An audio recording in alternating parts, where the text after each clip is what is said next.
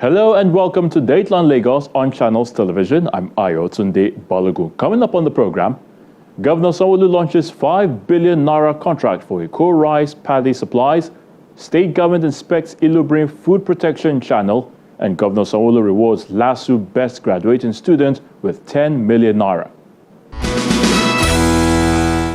Let's get started with food production. The Lagos State Governor Babajide Sanwo-Olu has launched a 5 billion naira Eko rice forward contract program at the floor of the Lagos Commodities and Futures Exchange Market to push the Eko rice sale for residents. Let's take a look. Eko rice, being produced at the Lagos State 32 metric tons Imota mill in Ikorodu, is loaded with 50 kg of Eko rice, ready to hit the market across Lagos.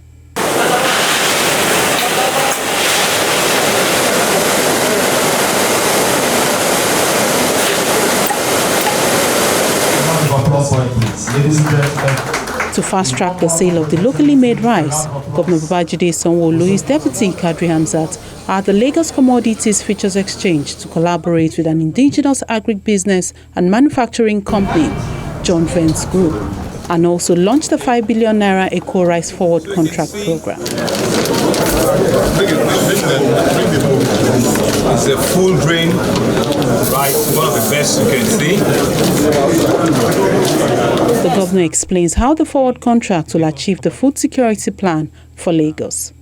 This program is a significant milestone in our efforts to promote agriculture and food security, not only in Lagos, but in our country. As we all know, agriculture is a critical sector of our economy, and we are all committed to the growth and the development of it. Our goal is to make Lagos a hub for agricultural production and processing in the country. And when we say a hub, we mean it by every facet of it. We believe that agriculture has the potential to create jobs, to create wealth, and to reduce poverty and enhance food security in our country. This 32 metric ton per hour rice mill will utilize about 200,000 metric ton of paddy. Paddy is the major, that's the real component. That's what gives it life. Paddy is what turns into rice. About 200,000 metric tons of paddy, which at the end of the year will give us about 2.5 million 50 kg bag. What you're seeing here is a typical 50 kg bag. So the mill at full production in a year is supposed to have 2.5 million bags. That's a lot of bags, right? And so for us, we're truly, truly excited. But for us to have a sustainable model, you need to be able to activate who are the real paddy producers and paddy growers in a country. And because that is the major feed into the rice mill, we have to be very strategic, and we have to be able to realize that we don't have even the land size to grow paddy. And so this 5 billion series of a 30 billion Eko rice contract program that is being launched today is to ensure that a sustainable supply of rice paddy for smooth running of the rice mill. And it's a PPP program that will provide a platform for farmers, for processors, and for traders to buy and sell rice contract at a fair price. This program is also to provide a guarantee for quality and for quantity of rice to be produced. Lagos Commodities and Futures Exchange is willing to assist in the standardization of the rice value chain and create opportunities for more investors. So the first series is going to be a 5 billion series. That's the first one that's going to be done now. And the reason why we're doing 5 billion now is that the cycle for every transaction is going to be 60 days. So 5 billion cover for 60 days. Then if you multiply that by 6, which is for a year, 12 months, you have 30 billion. Now, why is it 5 billion? The required amount of paddy that's required to produce rice at the mill, which is in tons, will cover about 15,000 metric tons every 60 days, which will be about 5 billion. And when that is done, the rice that's produced is what you see here, will be traded on the exchange. The redemption is what you can take at the factory. What Lagos State is doing is Lagos State has decided to catalyze this particular ecosystem, boost our GDP, put the financial space in the forefront, by putting this as a proof of concept. What this means by eco-rice is that it means that Lagos can move from rice to palm oil to livestock to grains to any other thing. And I know that as we're speaking, the Lagos State Hub is coming up in Epe very soon. And that hub, when it comes up, is going to be almost like 10 times bigger than what we're doing by way of multiply effect. So when you see this rice on the table here, in this space here, this rice is not a bag of rice alone. It's a bag of rice that has efficiency in it, that has quality in it, that has control in it, that has certification in it, that has global best practice, global best standard in it. So when I see people saying, when we bring eco-rice out, that there is imported rice and there is a local rice, do we have to take eco-rice out and bring it in before it becomes imported? We don't need to do that. If you put it on the table, quality, grain for grain, eco-rice is better than almost every other quality rice there that's on the market there. So today now, we're now bringing the capital markets closer and closer for them to be able to see that you don't have to just stay in one particular space in the asset class. You can now invest in commodities, you can now trade it, and it will be settled in a structured way. The first partners of the Eco-Rice initiative expressed a desire to ensure sustainable supply of rice paddy to Imota Mill. We supplied one of the first bags of paddy that was processed by the Imota Rice, and this we were able to do with support from women and youth farmers in the rice producing states in Kwara, Nasarawa, Niger, and other rice producing states. So we are very, very pleased to be part of this project. It aligns with our expansion plan and strategy. We started as a food-focused company and then diversified into cash crops, cocoa, which is the highest, which is the agricultural commodity with the highest value. So doing rice, aligns with the new opportunities that has been availed by the new government of this day. So for us, it's quite exciting to invest in rice paddy procurement, and not just the procurement, the sales of the rice itself through subsidiary joint ventures. Declare the trading hopefully. The opening bell signifies the formal commencement of trading of the contract for the commodity that will make Lagos State a major hub for agriculture and processing. From food production to environment protection. Now, this time, the Lagos State government has already announced that the Ilubrin food protection channels will be completed and delivered July next month to help stop flooding on the island. This is according to the Permanent Secretary, Office of Drainage Services, Lagos State Ministry of Environment and Water Resources, Mr. Olalekan Shodende, who made this known during an on-the-spot assessment of the ongoing project at Ilubrin, Lagos Island. Lagos Highland, a densely populated area usually affected by flood during the rainy season. Knowing the drastic effect of rainfall on Lagos Island, the state government commenced the construction of a drainage channel at Ilubiri last year in order to prevent flood disaster within the area. Do the same thing for what other ones do. See, that one too is coming in to Shetiri. They should be monitoring this thing. The State Ministry of Environment Office of Drainage Services is here to inspect the flood protection channel, which will help control flood in Jankara, Ujogiwa, Ukiawo, Idumagbo, among other areas. The Permanent Secretary in charge of the project gives details of what has been done so far. What we're doing now is we're going to create a diversion channel that will bring the Evans collector to the Jankara collector, where we're going to create a sump. We're going to, introduce, big turbine pumps, 3 million liters per hour capacity. Each pump is going to be able to move 3 million liters in 1 hour. We're installing 3 pumps. And this sump will be a 20 meters by 20 meter length and breadth by almost 6 meters deep into the ground. Because this pump is about 4 meters high. It needs to be covered in water to maintain the temperature of the turbine, of the coils. So we need 2 meters of water all around the pump all the time. So in addition to the sump we're creating, we're doing another discharge channel that is going to discharge higher than the level of the lagoon. So at no time would the lagoon be able to flow back into the island like we used to have now. When there's high tide, the water flows back. At low tide, it flows out. At any time of the year when we finish this project, the channel we've done that I showed you earlier will be able to discharge water into the lagoon and never have a flow back.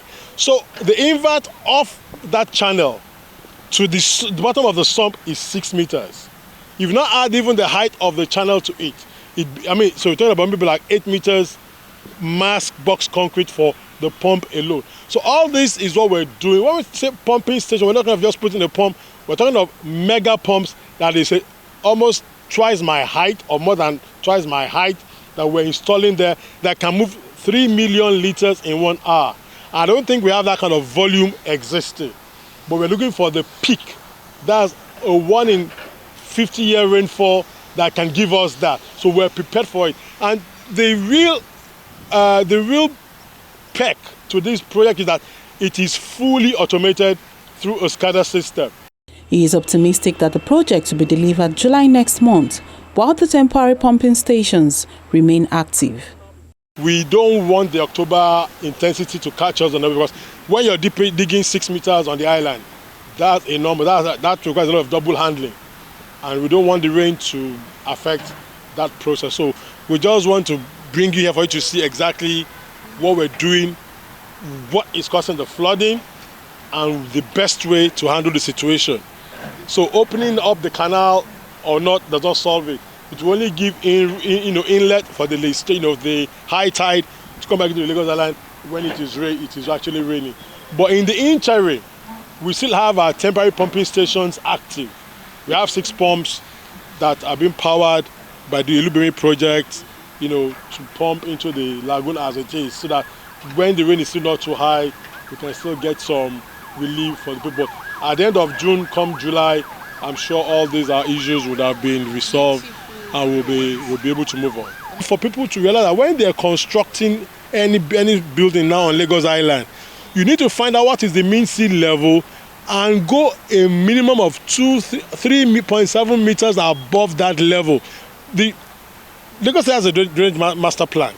You've had this before. We have a drainage master plan that has taken the climate change effect into cognizance. Projections for climate change says that the sea level will rise by how many meters in 100 years? By 3 meters in 100 years. So if you want your house to still be standing in 100 years, you need to build above that level of anticipated sea level rise. Ilubimi drainage channel is being constructed with a capacity of 3 different pumps that will be fully automated and finally bring an end to the Lagos Island flood. And finally on the program, Governor Babajide Sanwo-Olu has rewarded the overall, and I mean overall, best student of the Lagos State University, LASU, Aminat Yusuf, who graduated with a cumulative grade point average of 5.0 with 10 million naira. Governor Sanwo-Olu made this announcement at the State University's 26th convocation and 40th anniversary, where 7 personalities were also presented honorary degrees. We have University Registrar here, Mr. Emmanuel A. It's the 26th convocation of the Lagos State University. The academic procession signals the commencement of the ceremony at the Buba Marwa Auditorium. The projector of Chairman of Council, Sir David Sumani, FCA, and the Chancellor of the Lagos State University, Professor Bola Elan, FCA, the Governor of Lagos State. The Lagos State Governor, Babajide Sanwo-Olu, former Governor of the state and former Minister of Works and Housing, Babatunde Fashola, former Governor of Ekiti, Kayode Fayemi, among other dignitaries, are present for the conferment of professorship, honorary doctorate degrees, as well as the 40th anniversary of the university. Vice Chancellor of LASU speaks on the university's success story so far. At 40 years, following the establishment of the university in 1983 by an enabling law of Lagos State under the administration of the first civilian governor of the state, Alhaji Lateef Jakonde. I believe the university has made its mark and has a lot to be grateful for. Regardless of the challenges of the past, LASU has fulfilled the vision of its founding fathers to provide Lagos State with the required human capital, helping in the strategic transformation of the industrial capacity of the state in particular and the country in general.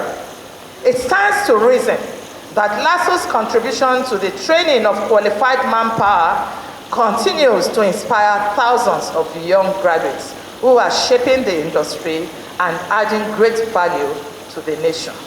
Some of those being honored include the former governor of Ekiti State, Dr. Kayode Fayemi.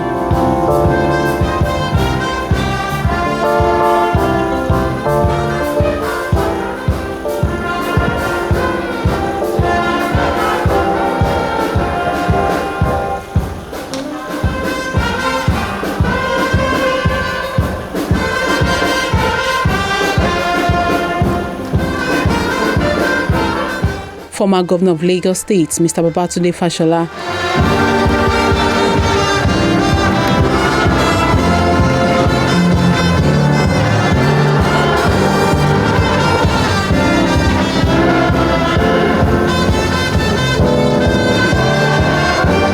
His Excellency, Mr. Babatunde Raji Fashola, Senior Advocate of Nigeria, Commander of the Order of the Niger, under the authority of the Senate, is hereby conferred the Doctor of Humane Letters, Urban and Rural Community Development and Youth Empowerment, Honoris Causa, today, 22nd day of June 2023. Congratulations.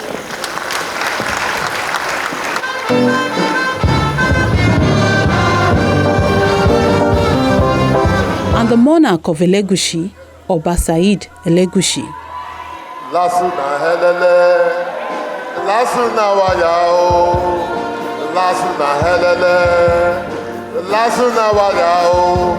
No campus be like that, no campus be like that.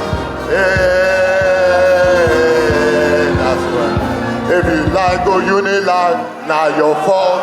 If you like go Toronto, if you like go Unilag, as for me, LASU na my own, oh. Greatest last white, oh.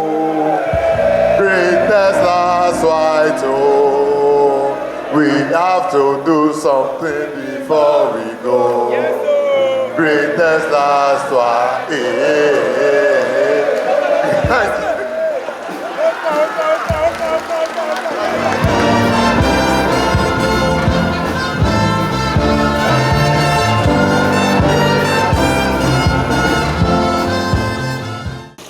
From Professor Olumide to Professor Bello, from Governor Lateef Jakonde to Governor Babajide Sanwo-Olu, the dream to create and to keep LASU alive has been a matter not only of personal sacrifice, but also a lot of service and public duty. And my central message today is that from here, we must rise and cease to be a nation of rights and become a nation of duty. Because we all seem to know our rights, but how many of us know our duties?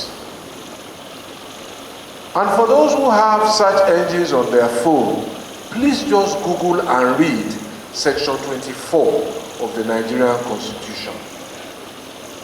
It imposes duties on each and every one of us. As a new government settles in at state and federal level, I implore us to familiarize ourselves with our duties and to do our duties. Particularly Section 24B, and I'm not quoting law here, I'm just stating that our most important duty for me at this time is to positively project the good name, the image, and the prestige of our country. And that, for me, is a duty we must all own. So for me, this honorary doctorate has been awarded for services rendered in defense of human rights, national integration, and security in Africa. Clearly blessed is the political figure who, at the end of a period of service, is able to wake up and find himself buffeted with such goodwill as LASU has generously showered on me and my fellow honorees. And I want to pledge before this August gathering that we shall be worthy ambassadors of this great university. Appreciation Awards goes to the former Senior Special Assistant on Sustainable Development goes to the President, Adejoke Orelokwe Adefulire.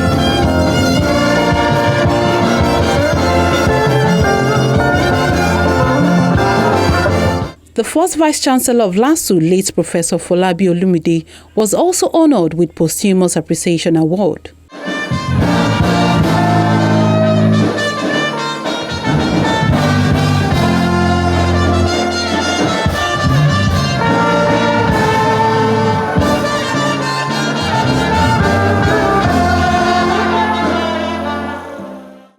The lady that has broken all of the records of LASU, Miss Yusuf Aminat, who had scored a cumulative GPA of 5.0, meaning that in all of her coursework, she had an A in all of her classes. She deserves all the round of applause. And it was a befitting occasion for the institution as the best graduating student, Aminat Yusuf, got a cash reward from Governor Sanwo-Olu. As a token of her brilliance, I will be giving her a token donation of 5 million. And the state government will give her additional donation of 5 million naira. Well done. Congratulations. I'm sure we'll get a lot of people that will still break that record again. We will also be reaching out to Miss Lopez Feishayo Divine. I'm told she's not here. She will also get a cash donation. She was the best graduating student for the year 2020-2021. And I think she also deserves a round of applause.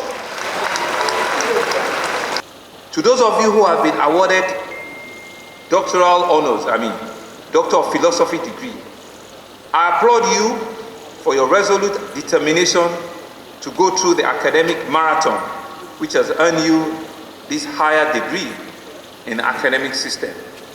I heartily congratulate you, and I pray that you find success in all your future endeavors. I also want to congratulate two outstanding professors of the university who have been conferred with the rank of Distinguished Professor Emeritus, and I rejoice with the eminent personalities that also have been awarded honorary doctorate degrees from various distinct portfolios, and say that your excellent contribution to national developments and well-being of humanity is noticed and has been acknowledged here by LASU. I want you to rest assured that the university is extremely proud to associate with you and to leverage on your goodwill. I urge you to continue to impact positively on LASU and the society at large. 10,183 students graduated from 2020-2021 and 2021-2022 academic session. With 282 bagging first-class degrees, the university also graduated 1,604 postgraduate students found worthy of character and learning. And that's the program for the week. Thank you so much for watching. I'm Ayotunde Balogun. And remember, till we come your way again next time, please stay safe. Bye for now.